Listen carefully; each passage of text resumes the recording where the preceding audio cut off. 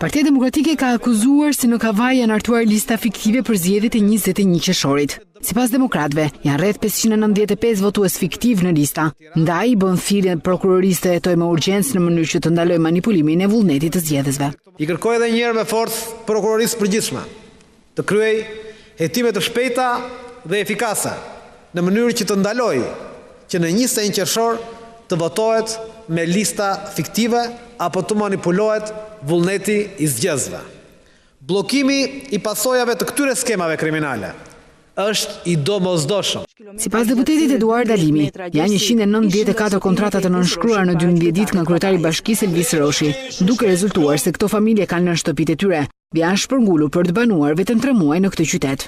Dhe janë shpërngulur për të banuar vetëm 3 muaj në një ngrehim që tregohet edhe në fotot më pas.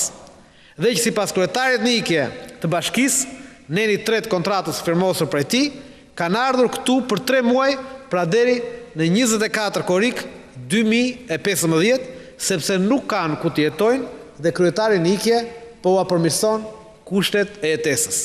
Demokratët i kanë bërë thirrje Bashkimit Evropian, Shteteve të Bashkuara të Amerikës dhe OSBE-s që të monitorojnë nga afër procesin zgjedhor në Bashkinë e Kavajës dhe të vjojnë mbledhjen dhe administrimin e fakteve që provojnë ngritjen e skemave kriminale për manipulimin e zgjedhjeve të lira. Është vetëm një mashtrim